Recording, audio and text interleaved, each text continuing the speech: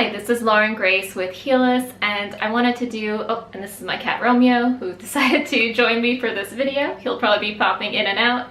But I wanted to check in and see how your adrenals are holding up with everything. I thought this might be a really good time to do a quick video on adrenal health in general and give you guys some tips on how to support your adrenals during this time. So if you don't know much about your adrenals, we'll get into all of that, but just know that most people under normal conditions have some issues with their adrenals, namely variations of adrenal fatigue. And under our current conditions with the quarantine and the coronavirus and all the stress and all the fear that's going on around that, if you have been experiencing adrenal symptoms, it's going to make it that much worse. So let's get into what your adrenals actually are. So your adrenals sit on top of your kidneys, and they are responsible for several functions in the body. First one is regulating stress, so that's your fight or flight response. They are also responsible for your sleep cycle, so your circadian rhythm, when you go to bed, when you wake up, how well you sleep. And the adrenals are responsible for over 50 hormone cascades in the body. So when we're talking about hormone health, you can't talk about hormones without talking about the adrenals as well, because they play a huge role in hormonal health. Now let's go back and talk about that stress response first. So back in the day, if you were running from like a bear in the woods or something like that, your adrenals would kick on, they would pump out adrenaline, epinephrine, and cortisol, all to help you escape, so you can run faster, you can focus. So part of that mechanism is, yes, to give you more speed, to give you more strength, to make you more alert, but it's also to suppress other functions in the body and conserve energy. So it's going to suppress your immune system, it's going to suppress your digestion, and all of this is temporary just so that you have the energy that you need to escape from this wild animal. So this is a great response. The fight or flight response is very, very important for our body, and it's been very important in our survival. The problem we have today is that our body doesn't know the difference if we're stressed out about a bear in the woods or if we are stressed out because we are stuck in traffic and we're late. So if we take something as minor as being stuck in traffic and make it a big deal and have an emotional reaction to it, we start to send our adrenals into that fight or flight response. And now if you look at our normal day-to-day life, we are firing off our adrenals all the time. Being stressed about an email that you received, being late for work, having an argument with a loved one, fighting with someone on Twitter. Not to mention the real big stressors that all go on in our lives at different times. And this is where adrenal fatigue can come into play, because you're constantly firing your adrenals all day long to deal with really minor stressors on top of the bigger stressors. And this starts to affect how efficiently and how well the adrenal functions. So some of the symptoms that you might experience are fatigue, obviously, that's one of the big ones. So this is not just normal fatigue, this is being tired for no reason, this is you're drinking coffee and that still doesn't wake you up, so it's an overall fatigue. Now on the opposite end, you could also feel hyper, you could have a lot of anxiety, and that anxiety is also being driven by the adrenals. It's kind of this hyper response where you can't quiet your mind, you constantly feel the need to do something or act, and you might fluctuate between this hyper response and this fatigued response, between anxiety and between depression.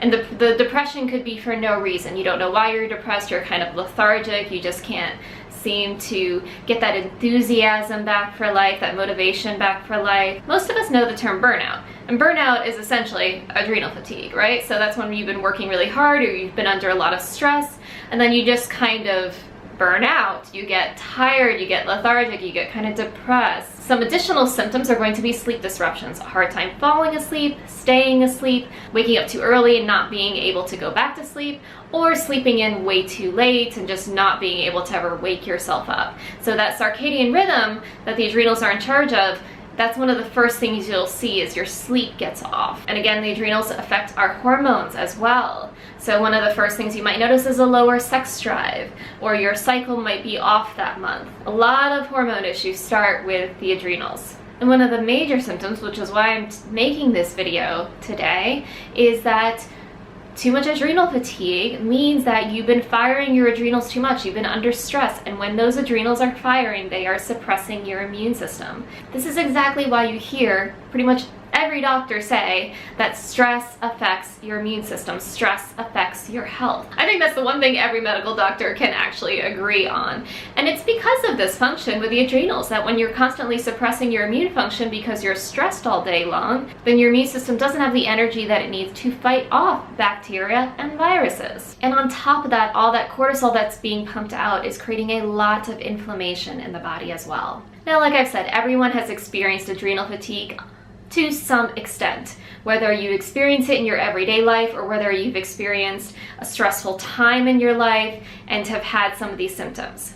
Now, collectively, we're all going through a stressful time, right? We're still in this place of having a lot of unknowns. It's scary. The media is very scary. You might be directly affected by this, where someone you know or a family member is sick with this right now. You might have lost your job and have a lot of financial concerns. So there's a lot of extra stress at the moment. So everyone's adrenals are firing way more than they normally do. So what can we do about it? How can you get your adrenals back on balance? Because like I said, it's so essential to that immune function. The first step, and the reason I told you all those symptoms was not to scare you, but was so that you can have more body awareness, so that you can be more aware of where these symptoms are coming from and why they're coming from. I think we take it for granted that we're just tired all the time, or we're anxious, or we're depressed. It's very important that you understand that connection with your body. So the first step really is to take an assessment. How much stress am I under? How much is that presenting physically for me and emotionally for me? Do I have some of these symptoms of adrenal fatigue? Because your adrenals are not something that you're going to fix once and then they're going to be fine the rest of your life.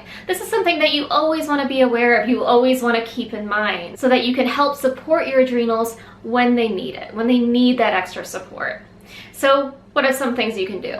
One, there are supplements that you can take. So there are adrenal support supplements that are basically adaptogen herbs, and adaptogens are helpful for the adrenals. And the majority of adrenal supplements that are online are pretty much the same, and they are helpful. I personally do take an adrenal supplement every day because it's not going to hurt you, it'll help.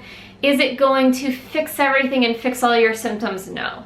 So that's something that I want to be clear. I do think adrenal supplements are a nice thing to add in to support your adrenals, but are they going to completely fix you? No, they'll take the edge off a little bit. You might notice a bit of a difference.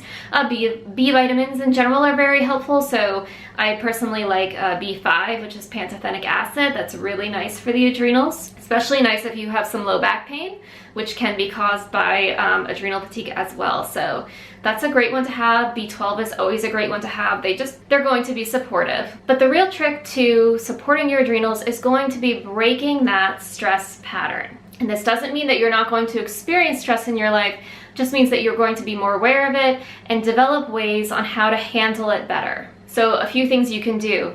Meditation. Probably always going to be my number one, because meditation, helping to calm the mind, helps to relax the nervous system. And one thing to understand with our adrenals and our nervous system is that our nervous system and our brain really likes patterns. So when you're constantly stressed, your body's used to putting out a certain amount of chemicals from that, right? That adrenals are firing, it's putting out all these different chemicals.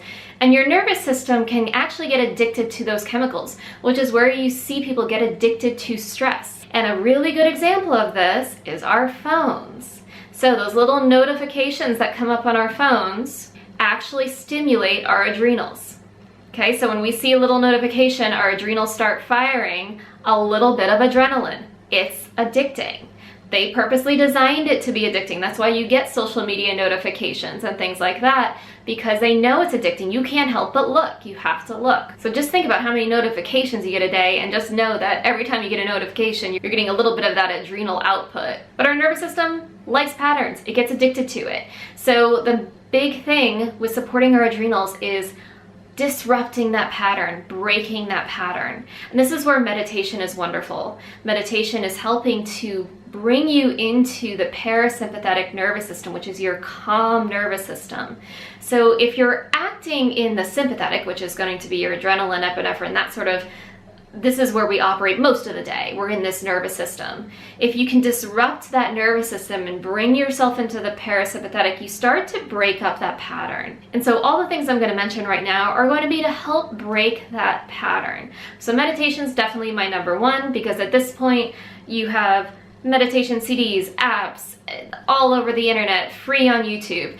There is no excuse to not try meditation because there are just so many different types. There are so many different styles. You can do a guided, you can do a mantra, you can listen to music, you can just breathe. Because breathing and breath work alone are so helpful for calming that nervous system, disrupting that pattern. So that's something you can do in the moment. If you're feeling stressed and you feel yourself anxious and you're watching the news and you're scared of what they're saying, one, try turning the news off for a little bit, and then do some deep breaths. Do some deep breaths until you feel yourself start to calm down.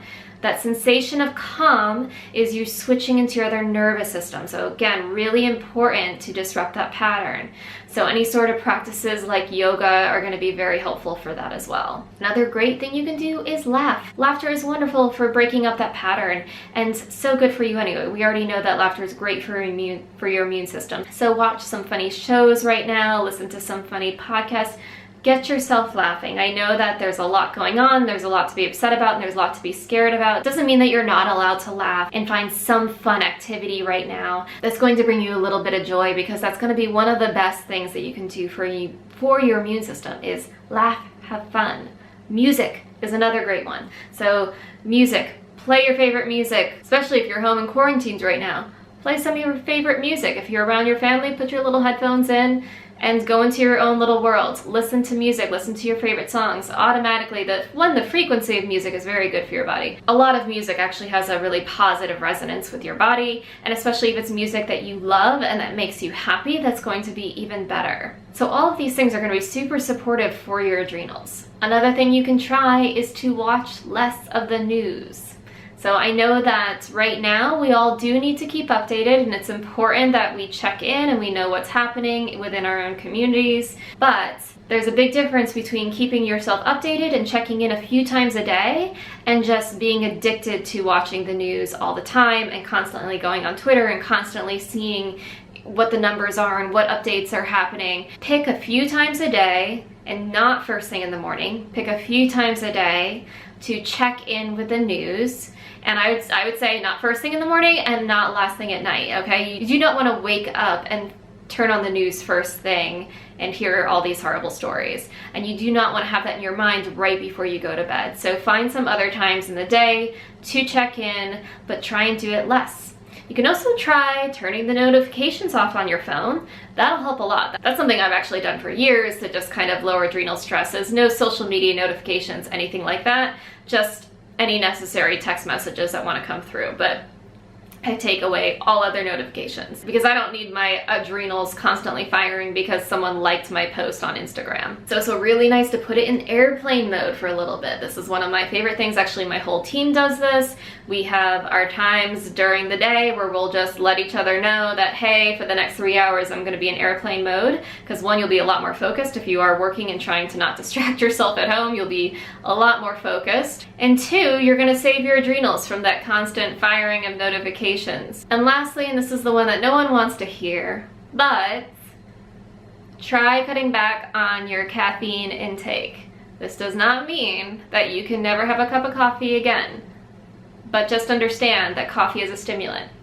So coffee is kind of firing your adrenals anytime you have any caffeine, not just coffee. Soda, all of that too. If a lot of the symptoms resonate with you that I spoke about in the beginning of this video, and you know your adrenals are having a hard time right now, if you want to support your immune function, try cutting back on the caffeine. And it's not that caffeine inherently is bad, it's not that coffee inherently is bad. We know there's benefits to it, but too much caffeine is going to tax your adrenals. So just be careful with that one. But I do hope you are doing well, and I hope that this information was helpful for you. I just wanted to give you guys a quick glimpse into adrenal health.